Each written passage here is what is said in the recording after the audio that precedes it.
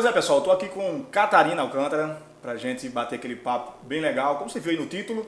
E tem muita coisa boa para você. Se liga aí nessas perguntas, nas coisas que isso pode servir muito bem para você. Beleza? Catarina, obrigado por estar aqui com a gente. E eu queria que você começasse contando um pouquinho da sua história, como é que você saiu daquilo que você fazia e está hoje, o que está fazendo hoje aí, o que está sendo bom para você, como é que foi o processo todo. Que às vezes tem alguém aqui que está trabalhando, está cansado naquilo que está fazendo e quer seguir o sonho. Como é que faz? Como é que foi a história? Primeiro eu queria agradecer, muito bom estar aqui, bater esse papo, revisitar a minha história. Eu sempre, inclusive, indico isso nos processos de mentoria, mas eu poucas vezes fiz revisitar a história, né?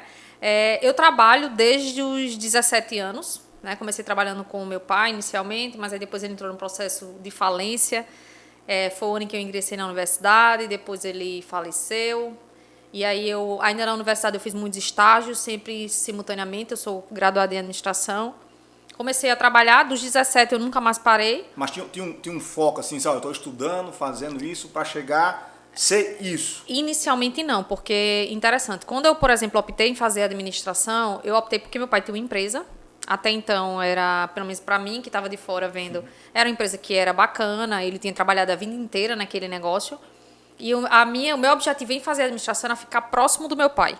Não era nem uma questão de... não, eu queria estar próxima dele. Só que a vida ela é muito boa de surpreender, né? Eu passei no vestibular, quando eu passei no vestibular aos 17, eu cheguei para ele e disse, meu pai, eu queria trabalhar com você. Aí ele disse, tá certo, vamos.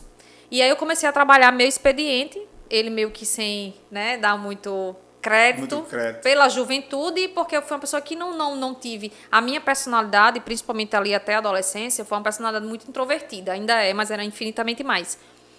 Então, talvez ele não visse que daria muito certo. Mas eu acabei que surpreendi, eu entrei, me dediquei bastante. E aí eu trabalhei com meu pai 1 ano e meio, que foi aí onde veio o processo de falência dele. Quando ele a empresa fechou em definitivo.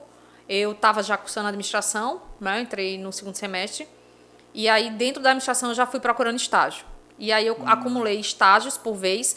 Quando você perguntou assim, Catarina, o que é que você queria? Meu sonho inicial era trabalhar com meu pai, fazer a empresa dele crescer e prosperar. No primeiro ano de faculdade, isso daí já tinha ido por água abaixo. Já não existia mais. Mas eu tinha muita afinidade com a administração, a verdade é essa. Em momento nenhum eu achei, eu fiz uma escolha equivocada, em função dessa mudança de curso que não estava prevista. Não. Eu me identifiquei com um curso, e aí só que com a falência veio também vários problemas de ordem financeira em casa. E aí eu entendi que eu precisava... Porque mexe com tudo, né? A empresa, quando ela prospera, ela arrasta tudo. Agora também, quando começa... Isso, e assim, um perfil familiar, todo mundo dependendo do pai e tudo mais. E aí eu estava lá a administração tem uma vantagem que todo estágio pega administrador, né? Então, bateu administrador. E assim, eu sempre tive um exemplo de trabalho em casa, que era o exemplo do meu pai. Meu pai trabalhava muito. E ele sempre dizia 2 coisas muito interessantes, que era o seguinte, e isso se concretizou, então a gente tem que ter muito cuidado com o que fala. Ele dizia, eu só vou deixar 2 heranças para vocês. Na verdade, ele dizia, eu só vou deixar uma herança para vocês, que é o estudo, a educação. Então, de fato, eu tive acesso a uma educação muito boa, tive a oportunidade de entrar na Universidade Federal, que quando eu entrei na Universidade Federal de Administração aqui no Rio Grande do Norte, era um dos melhores cursos do Brasil. Então, o estudo me proporcionou isso. E eu acho que o segundo legado que ele deixou, embora ele não falasse, foi o exemplo do trabalho. Ficava muito claro. Ficou muito claro para todos nós lá em casa que a gente só poderia conseguir alguma coisa através do trabalho. Não tinha outro caminho. Né? Então tinha que trabalhar. Até hoje, ou é mega sena, uma sorte muito grande, ou trabalho. A gente vê aí na internet rodando de jeito com coisas que... Dizendo que o caminho é esse, mas os atalhos não funcionam. Eu nunca acreditei. E eu tive um exemplo claro disso em casa. Então, meu pai era um empresário, ele foi bem-sucedido por muito tempo, mas eu não me recordo o único momento em que eu vi meu pai não acordar muito cedo e chegar muito tarde, e eu nunca vi ele adoecer, eu nunca vi ele tirar férias. Férias é um negócio importante. Eu nunca vi ele dizer assim, hoje eu não vou trabalhar, hoje eu vou mais tarde. Então, meu pai era o dono da empresa, ele era o primeiro a chegar e o último a sair. Então, eu tinha esse exemplo muito claro. Então, associado a esse exemplo e a da educação, entrei na administração, comecei a fazer os estágios. Inicialmente, por uma questão de que também, desde muito cedo, eu queria me bancar. Independência sempre foi uma coisa muito forte. E olha como isso é interessante. Depois que eu comecei a estudar comportamento, eu disse, de onde é que vem essa necessidade de independência? Eu tenho uma construção familiar em que minha mãe sempre dependeu do meu pai. E não que isso fosse um problema, porque é o contrário. Para o meu pai estava tudo bem. Eu nunca vi nenhuma situação em que ele se queixasse de um pagamento, de uma conta, em absoluto. Só que aquele modelo de dependência, ele não era um modelo que eu queria seguir. Então, independente dessa reviravolta que ele deu lá por volta dos meus 19 para os 20 anos, mais ou menos, eu, desde cedo, eu disse, eu quero trabalhar. E eu tinha muito receio de eu não ter onde trabalhar. Né? Jovem, vocês vão fazer o quê? Vai fazer o quê, né? E aí, a administração também tinha essa chance, né? Tinha muitos estágios. Eu comecei a fazer estágios, eu não escolhi os estágios, porque meu pai também me disse, contava uma lição muito interessante. Ele dizia o seguinte, minha filha, enquanto você for jovem, busque oportunidades. E se você tiver que pagar para trabalhar, faça isso. Porque vai ser trabalhando que você vai aprender o que você vai fazer. Então, eu não selecionei estágio. E eu fazia sempre 2 simultaneamente. Então, eu saía de um estágio, que fazia outro perto, emendava, tinha dia que eu não conseguia almoçar, saía desse segundo estágio, ia para a faculdade. Então, ou seja, eu trabalho muito desde os 18 anos. 17 com meu pai, 18, 19 eu já estava lá. Absurda. Então, eu estagiei em quê? Estagiei em recepção de clínica cardiológica. Eu estagiei no Hospital Universitário aqui do Rio Grande do Norte, com grandes médicos, e eu aprendi várias coisas relacionadas a uma coisa que hoje eu trabalho, que naquela oportunidade eu não sabia nem o que era. Eu tinha um conhecimento muito técnico, muito forte da universidade, muito bom, dos melhores, talvez, mas eu desenvolvi muitas skills, muitas soft skills. Então, eu imaginei uma garota tímida, introvertida, e o trabalho gera você, você entender o que é uma hierarquia, a você entender sobre comportamento, que você tem chefes que são melhores, chefes que não são tão bons, você tem bons gestores que não são. Eu tive a oportunidade de ir nesse primeiro estágio trabalhar com atendimento ao público, então no atendimento de clínica. Atendimento ao público, eu acho que é um nível assim que o cara... Você amadurece demais. Demais. E muito jovem vem naquilo, porque tem uma característica muito interessante que eu via, que era os médicos, eles não respeitam horários. Boa parte deles, nada, né? É uma cultura, por favor. Mas boa parte dos médicos tem uma agenda muito intensa e que não corresponde à realidade dos horários que a gente marcava. Então, assim, os pacientes muito irados, muito chateados, eu tinha que administrar aquilo de alguma forma, eu tinha que fazer várias funções, porque o estagiário ele não tem função, mas ele faz tudo. Um severino. Então, eu fiz esse estágio, aí, simultaneamente, eu fazia um estágio no Onofre Lopes. Um professor meu da universidade disse, olha, vai ter um estágio no Detran, eu acho que você se encaixa. E aí, eu saí da clínica, fiquei no Onofre e fui para o Detran. No Detran, eu fiz um estágio, aí, um estágio de serviço público, que foi outra realidade, né? Eu estagiava no gabinete da direção. Então, tive a oportunidade muito boa de estar com pessoas que tinham cargos altos, de transitar com pessoas interessantes, de desenvolver um trabalho lá bacana. E aí, isso me possibilitou desenvolver minhas soft skills, né? De relacionamento, de comunicação, de lidar com pessoas difíceis, diferentes. E aí, segui o estágio. Ainda na universidade, eu tinha um primo que ele tinha um negócio, ele disse, eu queria que você viesse estagiar aqui, porque depois, se der certo, eu vou lhe contratar. Aí eu saí do Onofre, fiquei no Detran e com esse estágio. Eu estava próximo de concluir, aí ele disse, pronto, agora eu vou lhe contratar. Fui contratada e assumi a gerência da empresa. Claro que era uma microempresa, é diferente, um gerente numa microempresa faz tudo, né? Faz folha de pagamento, fala com o cliente, entrega o cliente, faz tudo. Então, eu tive essa oportunidade que foi formidável. Ainda não respondo a sua pergunta, mas eu não fui planejando. E foi acontecendo. Eu fui acontecendo, eu fui fazendo, eu fui me conhecendo, vendo onde eu tinha as habilidades. Tem uma coisa muito forte em mim desde cedo, que eu acho que foi fundamental. Quando eu me vi diante de um desafio, eu disse, eu tenho que estudar sobre isso. Então, era assim, eu tenho livros do tipo, como falar melhor ao telefone. Como? Os comos todos eu tinha. O primeiro cargo de gerente que foi esse, lá eu tinha 20 anos. Eu comprei um livro, eu virei gerente e agora. Entende? Tudo tem um tema. Tudo tinha... e aí eu sempre buscava estudar, me aperfeiçoar, sempre com muita humildade, de saber que não sabia, mas sempre via as coisas como oportunidade e criar oportunidade. Então, aí eu assumi isso daí. Minha universidade, como eu passei a noite e eu fazia muito estágio, eu passei 5 anos no curso de administração aqui. Eram 5 anos e eu passei 5 anos. Eu não avancei porque não tinha como. Né? Eu tinha essa carga de trabalho gigantesca. A bagagem cheia. E aí a aula era à noite, então eu passei 5 anos. No último ano de faculdade, é muito engraçado. No penúltimo ano, meu pai morreu. Isso mudou drasticamente a nossa vida, sensivelmente mesmo. Eu passei a assumir muitas responsabilidades de administradora de casa, porque minha mãe tinha aquela característica de que nunca teve nenhum papel além de mãe e de esposa. Eu acho que até para ela mesma, ela se sentiu ali, e agora? E agora? Mas aí ela não assumiu, ela continuou no papel que ela estava, acabou que isso meio que eu assumi intuitivamente. E aí, no último ano de faculdade, eu gosto de pensar que a gente, quando é jovem, a gente é muito mais corajoso, né? Eu estava no último ano de faculdade, estava nesse cenário aí incerto, mas eu tava já insatisfeita com o meu trabalho, onde eu estava na empresa que eu estava. Porque era uma empresa pequena, que me deu muitas oportunidades, mas eu não via perspectiva de crescer. E aí eu estava no último ano, concluindo, achando que eu era administradora já, né? A ingenuidade. E aí eu disse, eu quero sair. Eu disse, vou sair para onde? Mas antes de ter para onde ir, eu conversei com ele, disse que queria sair, aí tudo bem. Aí tinha uma colega que disse, Catarina, abriu vaga aqui. Mas assim, resolveu sair? Resolvi sair, mas assim, e nesse primeiro momento... Mas dormiu, acordou e disse, vou sair. Vou sair. Eu tava terminando aquela ilusão de que eu tenho que começar algo novo, aqui eu não vou crescer. Se eu ficar aqui agora que eu terminei minha universidade... Se for com medo de ficar no mesmo lugar... Meu pensamento naquela oportunidade foi o seguinte, se eu ficar, talvez eu fique aqui o resto da vida. E eu digo isso muito, tem muita gente que faz a mesma coisa. A pessoa pensa, não é a zona de conforto, eu digo assim, mas é um negócio que a pessoa está ali... Eu fico brincando com isso, você tá passando um hamster dentro da gaiola, você fica correndo aquela círculozinha ali, você fica no mesmo canto, rodando. E isso você acaba que não percebe, porque assim, a gente fala muito sobre zona de conforto, mas zona de conforto não é o que lhe traz conforto.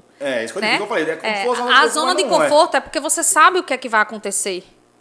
É uma zona previsível. Não é que ela é confortável. Algumas pessoas dizem, não, mas está muito. Mas é previsível. Nenhum. O desafio é o mesmo, você sabe que... O desafio você sabe onde é, às vezes você vai encarar as mesmas chateações, aí você não concorda com uma série de coisas, mas você vai ficando porque é previsível. Eu diria que era para ser chamada de zona previsível e não de conforto. Por isso que eu falei, esse tipo de zona, porque conforto, para mim, é uma zona muito mais acima, que onde você está fazendo aquilo, se você tem desafios, você consegue bater os seus desafios, aquilo ali gera uma receita financeira muito boa, uma experiência, uma saúde mental. Ali é o conforto. Exato. E não é para você ficar rodando no mesmo canto ali e sabendo previsivelmente onde é que vai.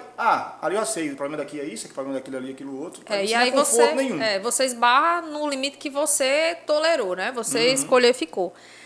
E aí eu tomei essa decisão, meio que assim, cheguei para conversar com o meu chefe. Ele disse, você tem certeza? Eu disse, certeza eu não tenho. Mas eu tinha muito claro naquele momento exatamente isso. Eu disse, poxa, se eu terminar meu curso agora, se eu ficar aqui, eu não sei quanto tempo eu vou passar. Era uma empresa que eu sabia que ia crescer, mas não dentro da perspectiva, que eu nem sabia exatamente qual era, mas era como se aquilo não fosse o suficiente. E aí o que é que... Teve um outro episódio antes disso também, que foi muito interessante, que eu acho que a vida da gente ela é movida por decisões. Então a gente tem que, inclusive, pensar quais decisões levaram a gente onde a gente está. E foram vários estágios. Mas antes disso mesmo, eu tive uma oportunidade, quando eu estava estagiando na clínica, o pessoal da clínica abriu um hospital. Um grande hospital de referência em Natal. E aí eles abriram um processo seletivo para esse hospital. E quem estava estagiando ou fosse da clínica que quisesse para o hospital, já teria meio que uma vaga garantida. E eu me recordo que eu fui para esse processo seletivo. E aí eu estava lá na sala de espera, era um processo seletivo bem rigoroso, bem tudo mais, era uma oportunidade, assim, nesse hospital talvez eu cresça, mas eu ia começar lá como recepcionista novamente. Eu me recordo que eu estava lá no atendimento, aí me deu um insight, assim, esse Catarina não fica, porque tu vai passar. E se tu passar, tu vai ficar lá. Era uma coisa boa que se tornaria uma coisa boa a princípio, né? Eu não tinha um emprego, eu tinha um estágio. Era um grande hospital, muita perspectiva. Eu acho que quando a gente é jovem, a gente também não tem muito discernimento de quais são as melhores coisas. Mas aqui, eu tive ali uma intuição que disse não fique. Então, eu fui embora da sala de atendimento. Então, acho que essa foi uma primeira grande decisão que eu tomei. Mesmo sem saber exatamente qual era o objetivo, né? Inconscientemente ali já... Inconscientemente. Aí, a segunda foi essa, que aí eu conversei, tudo bem. Aí, entra aí um parênteses importante, que na oportunidade também eu não sabia, mas hoje eu sei quão valoroso é isso. Você alimentar suas redes de contato, seu network. Isso aí Pois é. Naquela oportunidade, quem me sinalizou uma vaga foi uma colega. Ela disse, Catarina, você quer sair? Tá tendo uma vaga aqui, tudo mais. E eu só queria sair de onde eu estava. Eu disse, olha, eu posso recomeçar em outro lugar. E nem recomeçar, né? Porque aos 20 anos você tá só começando. Mas eu disse, aqui eu não tenho para onde ir. Mas se eu recomeçar em outro lugar, é possível que eu tenha chances de crescimento. E aí ela me indicou, era uma universidade que estava, na verdade, uma instituição de ensino superior que oferecia cursos em Natal e em todo o Rio Grande do Norte, e um projeto que estava crescendo muito. E aí ela me indicou, eu mandei meu currículo, e aí na mesma semana que eu disse vou sair, eu fui fazer essa entrevista. Fiz uma entrevista porque, preste atenção na importância do preparo, porque eu tinha feito muitos estágios em locais diferentes, meu currículo chamou a atenção, mesmo eu com pouca idade. Gordinho, cheinho. Pois é, e assim, diversificado. Aí, o que era então o diretor da empresa, ele olhou para isso e disse, você é muito jovem, mas você já tem muita experiência diversificada. Olha aí. Muitos colegas meus não queriam fazer o que eu fiz. Eu fui professora da universidade há muito tempo, eu dizia aos meus alunos, façam estágio. Ah, professora, mas não tem estágio remunerado. Crie oportunidade, faça voluntário. Aí entra o que o seu pai falava, né? Nem que você Mesmo pague. que você pague, mas aí eu vou pagar para trabalhar. Pague, porque existe uma coisa que não é remuneração monetária, é remuneração de conhecimento, de desenvolvimento. Eu fazia tudo quando tinha oportunidade. Eu fiz curso com a Reebok, com a Adidas, de vendas. Não pensava nem nada em vender, mas assim, tinha oportunidade. Eu estava de bobeira em casa, eu disse, rapaz, eu posso participar? Posso. Eu ficava lá, palestra, meu Exatamente. amigo, tudo que tinha, eu posso ir? E isso é importante para a vida toda, em qualquer fase da vida, é importante ressaltar isso, porque eu estou falando aí de uma fase na juventude. Mas isso, em qualquer fase, porque segue assim. Isso que você colocou aconteceu muito comigo também. Ainda no meio desses estágios, eu sempre tive muita sede de conhecimento. Então, eu sempre gostei muito de ler. Até então, não tinha essa oferta toda de conteúdo gratuito que a gente tem hoje. Então, você tem que se dispor. Então, eu participava de todas as palestras gratuitas que a universidade apresentava. Tudo eu estava. Até que eu fui para uma palestra muito interessante. E foi uma palestra na hora do almoço. Era uma palestra que estava rolando lá no UOL, no Onofre Lopes.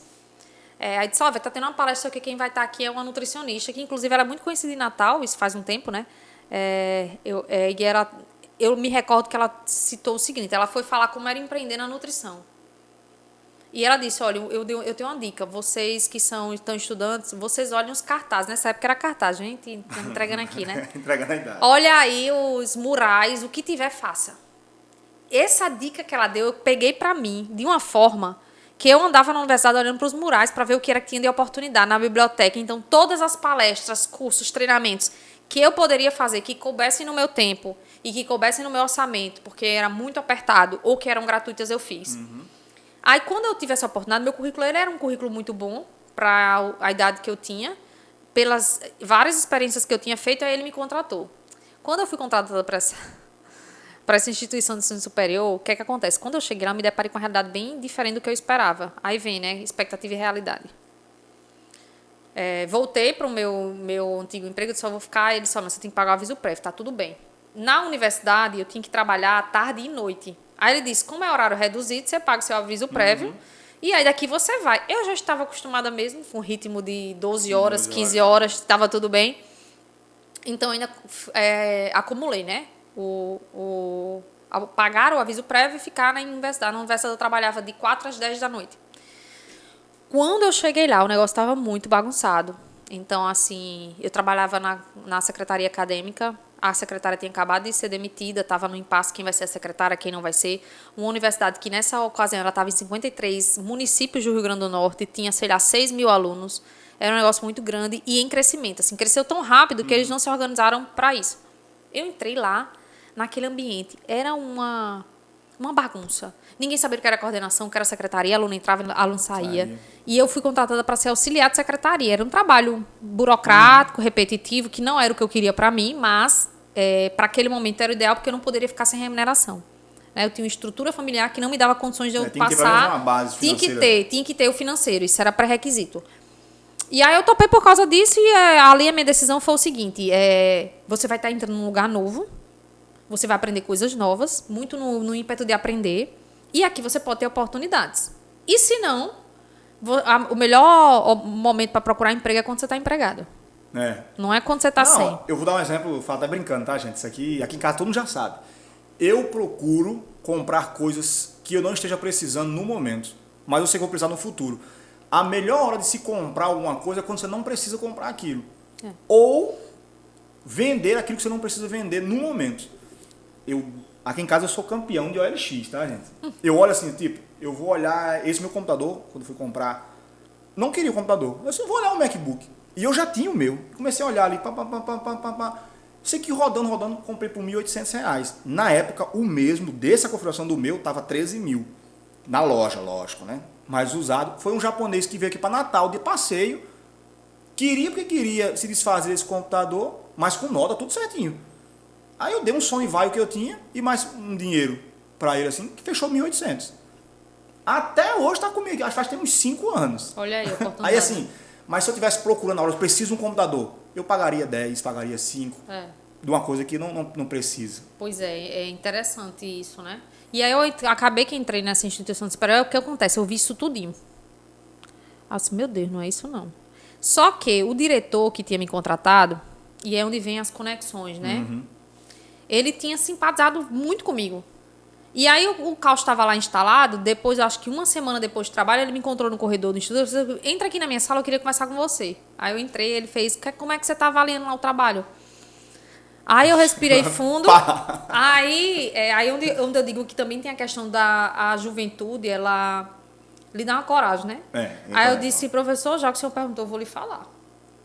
Aí eu fiz uma leitura do que eu estava vendo, limitada ainda, com todas as ideias de um cenário ideal de que é um administrar um negócio, toda a nomenclatura de uma administradora que precisa disso, daquilo. Aí ele me ouviu, aí ele olhou assim para mim e fez, menina, eu vou lhe pedir um negócio, tem um desafio para você. Eu disse, diga, professor. Ele fez, olha, eu quero que você passe as 2 próximas semanas só observando.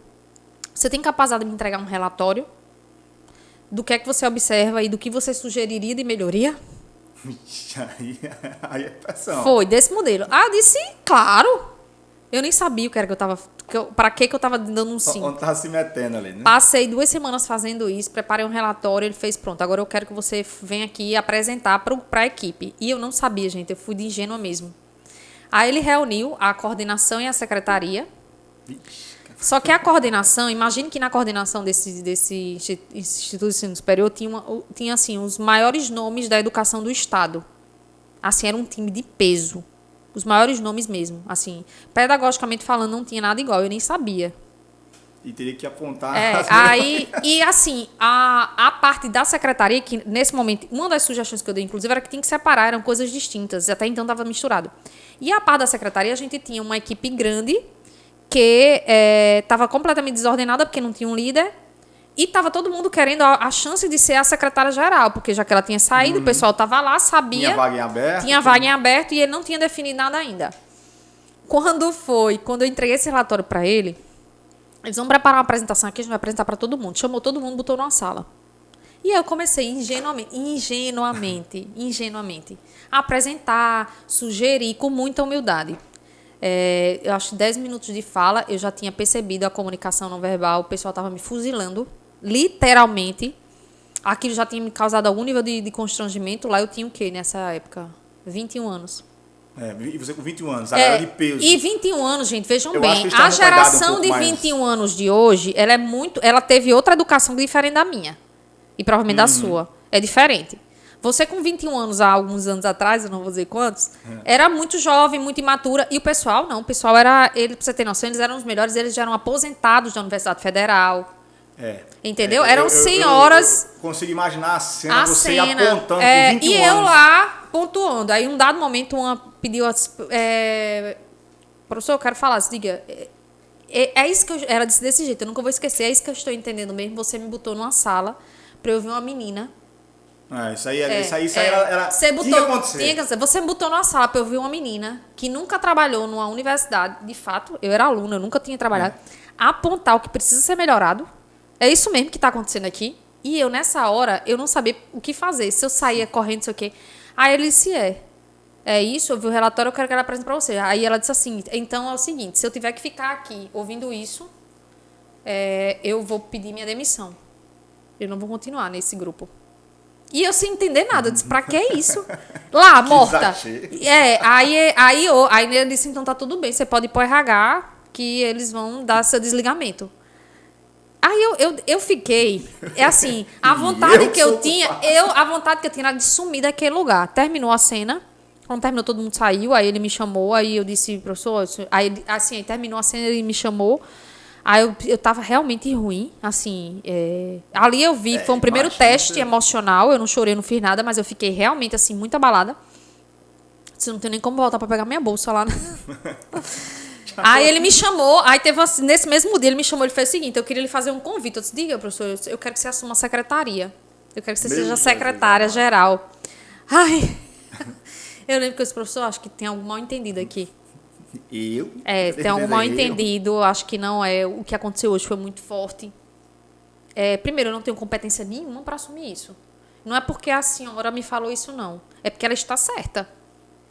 Assim, tudo que eu sei de universidade, dessa parte burocrática, eu entendo como aluna. Eu não entendo como quem vai coordenar uma equipe grande que está... Eu tinha consciência de qual era o desafio. E eu acredito que lá dentro tem pessoas que estão há mais tempo fazendo isso e que têm muito mais potencial de executar. Eu não sou professor, não quero, como eu também não quero nem continuar aqui. Porque eu não sei nem como é que eu vou voltar, como é que eles vão... de guiar o caminho, eu não tenho... Eu disse a ele, eu não tenho coragem nem de voltar para pegar minha bolsa. Só sei que, olha, onde é que vão. Aí vem a questão das conexões, as coisas que tem que ser, quem você é. Aí, o quanto ele estava acreditando em mim, baseado em que eu não sei, porque nem ele sabia.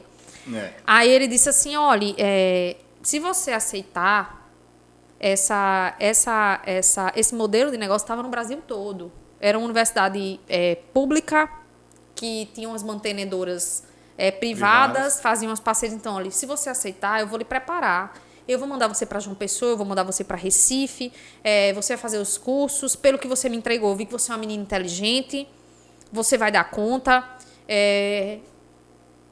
Aceita. Eu disse, professor, eu não aceito. Não aceito, não aceito, não aceito. Inclusive, eu não quero nem ficar mais aqui. E ele insistiu, tudo bem, eu fui para casa. Cheguei em casa, eu lembro demais que eu reuni meus irmãos, minha mãe disse, olha, eu não tenho trabalho mais não. Eu não tenho mais nem trabalho. Aí no outro dia, que dia? Isso foi numa sexta. No domingo, 6 horas da manhã, eu lembro demais, dormindo, meu celular, não era 6 da manhã, era 5h30. Meu celular tocando. Quando eu olhei, era ele, o diretor. Eu disse, meu Deus, o que é que tá acontecendo? Eu atendi, ele fez assim. O que foi que eu falei o que foi? Extra? Domingo, 5h30 da manhã. Aí isso era... 21 de novembro, dia da Nossa Senhora da Apresentação. Ele é um ser muito religioso. Ele disse, Catarina, eu estou aqui na próxima Nossa Senhora. E, assim, veio muito forte que eu tenho que insistir para você vir trabalhar com a gente e você assumir a secretaria. E eu dormindo assim. Eu disse, professor, olhe, não dá certo não. Não sei o que ele fez. Olha, vamos fazer o seguinte. Pense e amanhã, no final da tarde, você vai lá e a gente conversa. E aí ele disse, pensa, eu disse... E eu fiquei assim, eu já estava no estado de confusão. Eu não queria, pelo medo, o medo realmente, eu me sentia incompetente para aquele papel. E eu sabia que eu não ia ter o apoio de ninguém. Naquela altura eu era odiada. E talvez se eu estivesse... Pessoas querendo sair. Todo mundo aponta... porque também é constrangedor quem tá lá e vê uma pessoa apontar os seus erros. Eu não estava apontando e na verdade, eu estava dizendo assim, eu estava sugerindo, olha, eu acho que tem que separar isso, eu acho que tem que fazer assim os processos. E pela sua idade também, eu acho que é um negócio que... A idade, a imaturidade mesmo, baseada em quê? Eu estava dizendo aqui, baseado nos livros. Eu preciso ser, eu tinha consciência disso. Tinha que ter uma vivência daquilo ali. Tinha que ter uma vivência, não tinha nada. Eu acho que do lado em que eles estavam vendo, eles estavam certos. Do meu lado eu estava certa pela minha intenção. Mas era uma intenção imatura, sem noção. Se eu tivesse... Hoje eu jamais passaria por isso. Né? E mas que bom que eu passei naquela oportunidade. Aí eu nem cheguei agora. Tu pediu para contar a história, eu nem lembrava dessa. Quando foi no outro dia, eu fui pagar... Lembra que eu estava pagando meu aviso prévio? Aí cheguei lá, muito triste no trabalho que eu estava. Aí meu chefe me chamou, aconteceu alguma coisa? Eu fui contar para ele. Resumi. Aí ele foi muito decisivo, esse meu chefe, ele foi decisivo em 2 momentos da minha vida. Ele olhou assim pra mim e fez o seguinte, Catarina, deixa eu ver se eu entendi. Ele usou mais ou menos esses termos. Alguém acreditou em você, está lhe dando uma oportunidade, e você, aos 20 anos, não quer nem tentar. Se você não correr risco aos 20, você acha que você vai correr risco com quanto? Quando ele me disse aquilo... É pesado. Muito pesado. Aí eu disse... mas assim, as pessoas não vão me querer, não vão me detestar. Eu ia ter tudo, e como é que eu vou fazer? Aí ele começou a conversar mais, Ele me fala quem era. Quando ele começou a conversar sobre quem eram as pessoas, ele disse assim, fazendo sempre, vai usar, vai se antecipar. É o que eu sempre faço. Eu vejo o pior cenário e o melhor cenário. O que o pior cenário pode me prejudicar? Por exemplo, quem quer abrir uma empresa, ou casar, pai, não sei se eu vou abrir, não sei se eu vou empreender. Qual o máximo que pode acontecer? O que de ruim vai te acontecer? Eu vou quebrar. Tem chance de você reconstruir a sua vida? Tem. Arrisca, cara. Vai lá e faz. Lógico, não é chegar, como pela sua história a gente vê, que você se preparou, você leu muito, você assistiu muito, você participou de vários estágios. Você fez toda uma bagagem para dizer assim, agora eu estou preparado, agora eu vou. Se der errado, isso vai acontecer, beleza, professor, por favor, nem insista, porque daqui a 3 meses eu sei que não vai dar certo. Eu reconheço, aí eu jogo a toalha. Mas se não, eu vou. Mas você tem que ter uma bagagem. A pessoa quer empreender, às vezes o cara assim, não vou empreender, peraí. Não, mas o cenário é... Não, mas antes, não vai contando com o errado, vai contando para que dê certo. Se, por acaso, você aciona o bote do navio, caso ele afunde. Mas você não já vai pensando que ele vai afundar. Exatamente. Início, né? E aí é onde a gente entra mesmo, acho que a vida ela é feita de marcos de coragem, né? Guimarães Rosa, em Grandes Sertões Veredas, ele tem uma frase que eu acho extraordinária, que ele diz que o que a vida quer da gente é coragem. E é para tudo. Para tudo. Né? É a capacidade, não é de ser inconsequente, mas é de você realmente ousar, se encorajar. E sempre nessa perspectiva. Para mim, hoje, o crivo é esse. Se tudo der errado, o que de pior pode acontecer? Se o que pior não foi tão catastrófico assim, vamos experimentar. Porque é isso. Então, lá atrás, quando eu ouvi aquilo foi fundamental para mim e fez muito sentido. Se você, agora, não arriscar, o que é que pior não pode acontecer? Nada podia acontecer. Podia acontecer o que já estava acontecendo por desistência. Né? Quando eu desisti, já tinha acontecido. O que é que pior pode acontecer? Eu ficar sem emprego, eu já estava sem. Não tem. Mas você vai ter que enfrentar as pessoas, não sei o quê. Poxa, aquilo ali foi tão importante para a pessoa que eu sou hoje. Verdade. Que não tem como. Então, assim, olha lá, eu passei 13 anos e saí num momento muito decisivo da minha vida, que foi quando eu resolvi fazer a transição de carreira, né? Sair de um emprego sólido, de uma zona de conforto, previsível. É o que eu sempre brinco com o pessoal, quem é da minha mentoria sabe, eu digo, largue a borda da piscina. Você tá ali segurando, você soltou, agora você... Ou nada ou nada. Ou nada ou nada. Pois é. Então, assim, é muito isso. Essa transição, assim, é bem importante. Então, você tinha um emprego, já passou por tudo isso que você contou, tava lá onde você... 13 anos? 13 anos. 13 anos, soltou a borda da piscina para fazer o quê? E aí, o que é que acontece? Dentro do... Como eu vinha dessa possibilidade aí de sempre trabalhei muito, sempre precisei trabalhar também para gerar renda para casa e tudo mais. Ainda dentro da universidade, eu consegui conciliar, depois que eu... Lembra do emprego que eu saí, que pedi? Sim. Quando eu saí, uns 6 meses depois, o dono me chamou e fez, Catarina, a gente está tendo com dificuldade na atividade que você está fazendo. Você não tem como passar umas horas trabalhando aqui, não? Por um tempo. Na universidade, eu trabalhava tarde e noite. Eu disse, vou. Tem a madrugada livre, né? Não, aí eu voltei para lá e fiquei concomitante aí um ano. Eu trabalhava, aí eu disse, mas eu só tenho esse tempo. Eu disse, não, pode vir esse tempo aí. Eu trabalhava de manhã até o início da tarde, aí saía, almoçava em trânsito, ia trabalhar, ficava até 10, fiz isso um ano. Depois a universidade me pediu mais, eu saí. Dentro da universidade, eu sempre tive o sonho de dar aulas. E eu trabalhava na universidade, só que eram cursos de licenciatura, e minha área não era licenciatura, minha área era administração. Então, em dado momento, no curso de pedagogia, entraram disciplinas de gestão. Eu disse, a oportunidade é essa. Aí eu fui lá conversar com a coordenadora, aquela mesma que ela continuou, inclusive ela ficou lá, eu disse, aprendi muito com ela, muito grata. Com o tempo eu fui adquirindo respeito, porque eu acho que o que a gente tem que esperar das pessoas, especialmente no trabalho, não é amor, é respeito. Então eu conquistei o respeito das pessoas. E aí, em dada oportunidade lá, eu estava uns 5, 6 anos trabalhando, eu tratar das estruturas curriculares. Quando houve essa mudança, que eu vi a ementa da disciplina, assim, eu consigo contribuir com essa disciplina. Conversei com ela, ela me deu uma oportunidade de eu começar a dar aula. Então, lá eu já fiz... nesse momento eu já estava meio inquieta. Estava 6 anos na mesma atividade. Eu já... Entenda que quando eu entrei, eu já entrei no topo. Né? Nessa digvia, eu não tinha para onde ir. Eu estava no cargo mais alto da universidade. De lá eu não poderia ir para outro lugar. Então, eu estava fazendo esses 6 anos. Era muito bom. Viajava o Rio Grande do Norte todo. Era maravilhoso. Eu estava me desenvolvendo. Mas eu já estava meio cansada. Só que vi a oportunidade de dar aula. Eu comecei a dar aulas. E aí lá as aulas eram no final de semana. Então eu dava aula todos os sábados e todos os domingos. E eu fiz isso ao longo de 3 anos, trabalhando de domingo a domingo. Mas assim, aprendi a dar aula lá. Tenho essa segunda gratidão gigante. Então sair da aula é uma coisa extraordinária. É muito bom. É, muito bom. Porque eu comecei a dar aula, eu digo muito isso, eu gosto de aprender. Eu comecei a dar aula porque eu entendi que, como já dizia Cora Coralina, né? A gente aprende mais ensinando. Com toda certeza. Com toda certeza. Poxa, isso é uma forma. Eu estava lá há muito tempo fazendo a mesma coisa. Eu tinha feito uma pós-graduação, mas eu estava sentindo que eu estava me acomodando. Quando eu comecei a dar aula, eu não podia me acomodar. E imagine que as aulas eram 8 horas de aula por dia. Eram assim, era um ritmo que a aula começava às 8 da manhã, tinha intervalo e acabava às 17 da tarde. Então eu nunca tinha dado aula e de repente eu estava numa sala de aula para dar 8 horas de aula num único dia. E bem jovem ainda.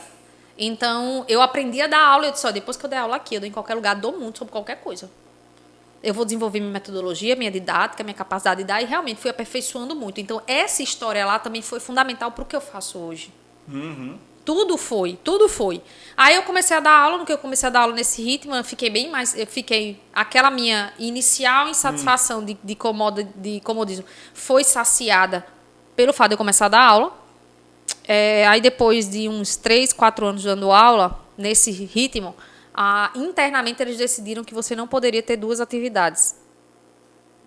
Aí pegou. Aí disse, olha, eu vou ter que deixar de aula. Deixei de dar aula, fiquei bem triste. Eu fiquei chateada, na verdade. Já estava ali já Fiquei chateada. Fiquei triste, porque aí voltou a insatisfação.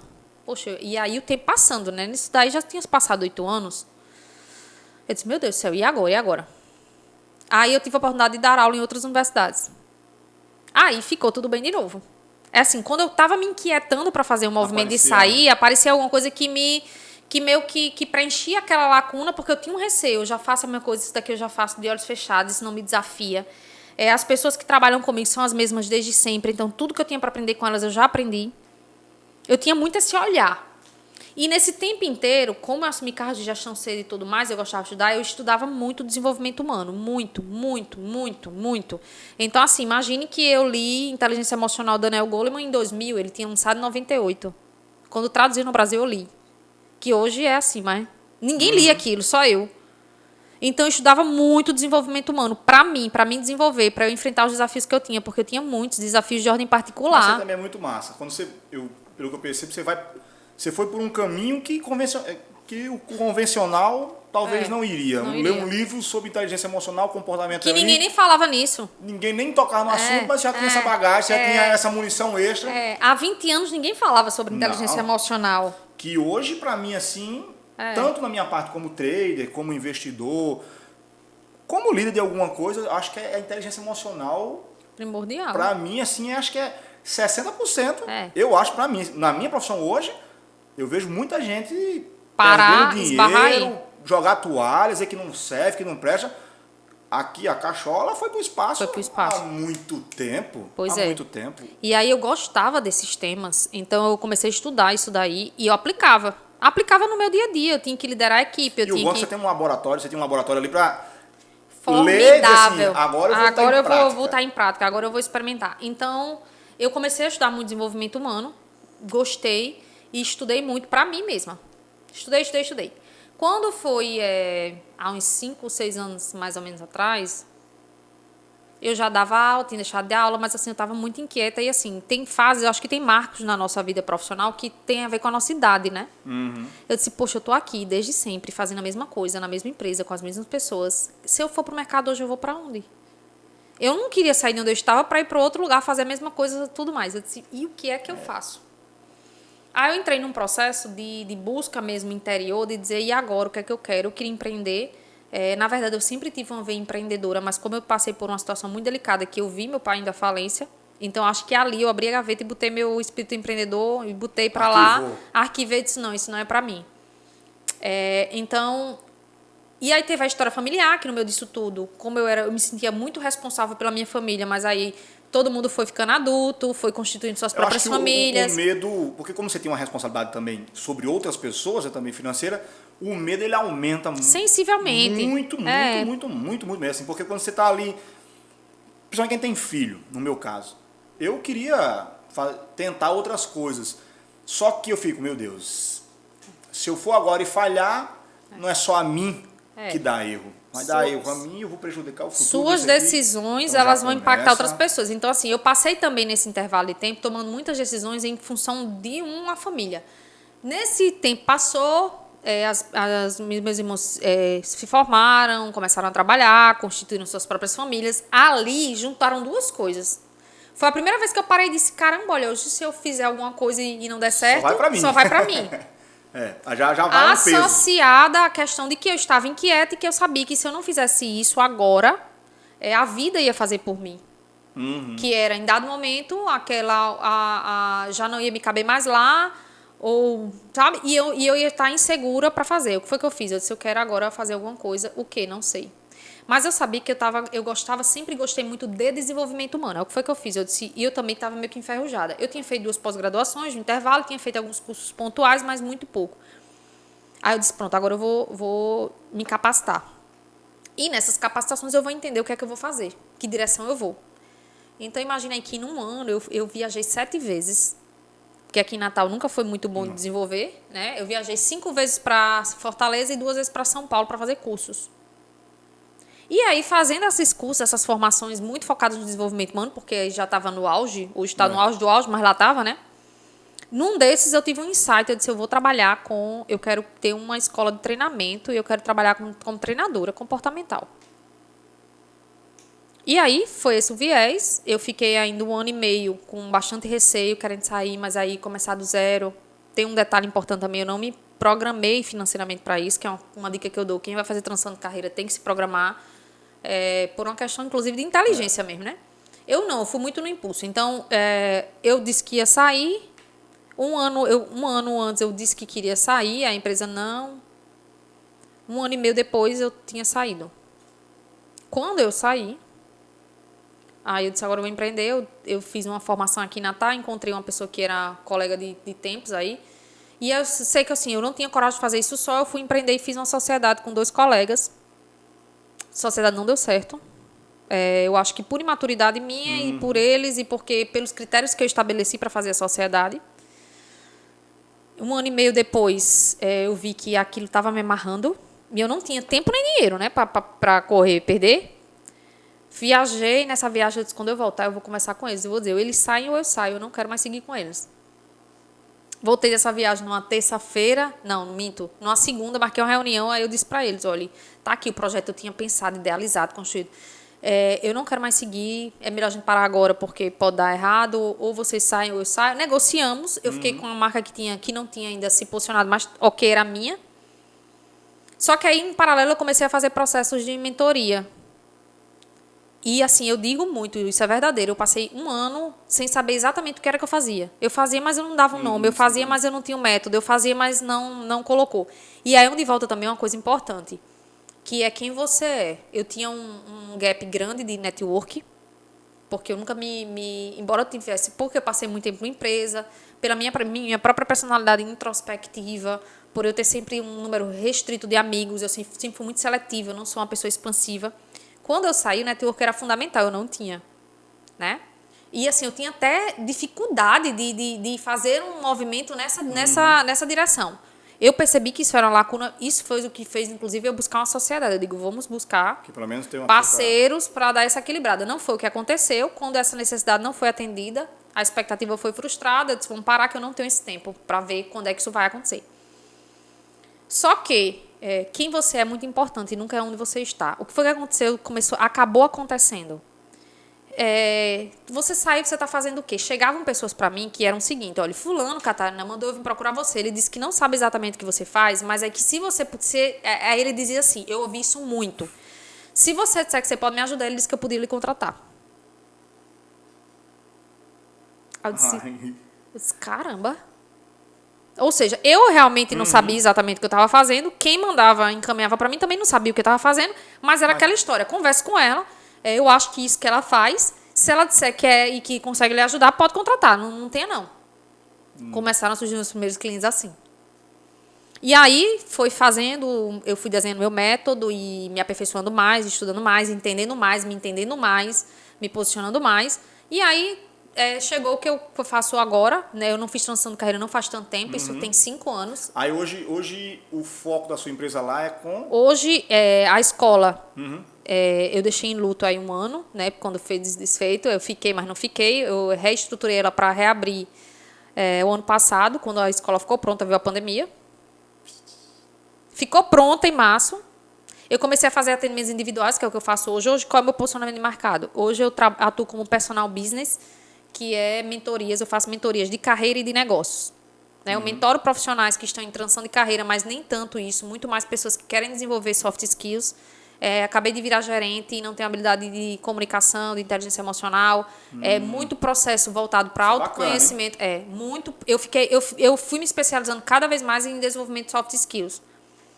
Então, eu comecei a desenvolver processos de mentoria dentro dessa perspectiva de autoconhecimento profissional.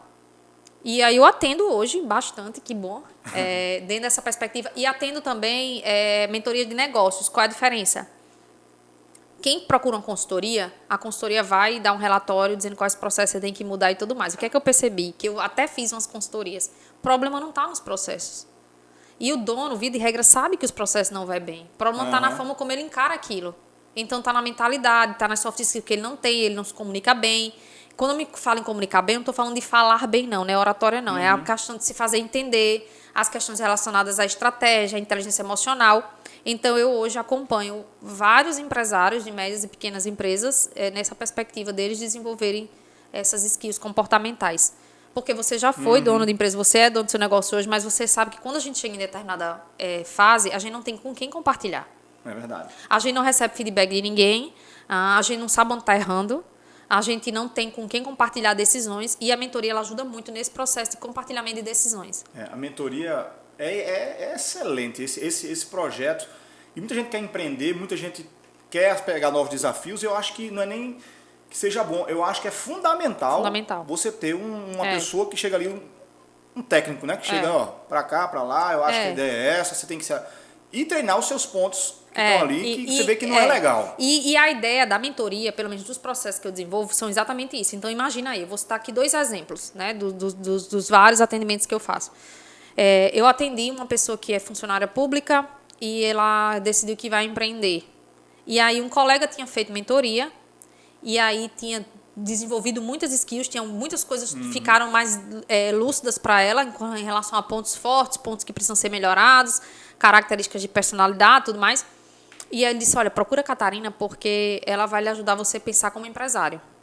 Então, essa pessoa chegou, aí disse, olha, eu sou funcionário, a gente traçou realmente o perfil dele, não era de empresário, nunca seria. Ele ia apanhar um bocado se ele não tivesse, assim, buscado fazer esse desenvolvimento. Aí ele realmente deu uma virada de chave, ou seja, ele estava mais preparado, ele investiu numa franquia, e aí, ok. E assim, você vê, é muito engraçado, porque quando ele chegou e quando ele saiu do processo, a forma como pensa, como se comporta, porque... A visão muda. Muda, não tem para onde correr. Então, hoje eu faço mentoria, eu acompanho alguns negócios, médios e pequenos negócios, ajudando na estratégia, e profissionais mesmo, ajudando no processo de desenvolvimento de skills comportamentais. Hoje, meu trabalho é esse, depois dessa história comprida que eu contei aí. Não, mas ótimo. É bom saber. E a nossa conclusão aqui é que a vida é feita de desafios. Você que está aí assistindo quer sair da zona que você acha que é conforto, que você está ali, quer ir para outro lugar. Eu acho que você tem que se preparar, ter uma bagagem legal e dizer sim para aquilo que você acha que é um desafio. Veja qual é o plano B, o que vai dar ruim, abraça e vai. Arrisca. E, lógico que um acompanhamento de um profissional que pode lhe auxiliar ali para você não errar tanto como você erraria. Tem muita gente que começa a empresa, erra, mas o cara fala, se tivesse uma pessoa para ajudar, no meu caso como investidor, cara, Adriano quer fazer uma mentoria, a visão dele sai totalmente diferente. Adriano, beleza, eu errava muito isso aqui, agora estou sabendo qual é o caminho. Que ele vai errar, vai, é natural. Mas ele vai errar muito menos. E que sejam outros erros, né? E são outros erros. Aquele que você já estudou, que só se for uma surpresinha da vida que aparece, aí beleza. E faz parte também. Não fui preparado para isso. E faz parte também. Mas eu acho que a base mesmo é autoconhecimento. Autoconhecimento. Você tem que saber aquilo ali. Tudo que você tem capacidade ou que você não tem. E o que você não tiver, cara, procura alguém. Eu vou deixar aqui embaixo, tá, Catarina? Vou deixar algum contato que ela possa dar nas redes sociais. Segue, que você vai ver que é fantástico. Segue lá, que tem Pode bastante seguir, coisa vai dar aqui na boa. descrição do vídeo. pode seguir que você não vai se arrepender. Tá bom? Muito bom. Então, Catarina, obrigado. Obrigada. Por compartilhar essa história riquíssima com a gente, que eu acho que vai ajudar todo mundo que está assistindo.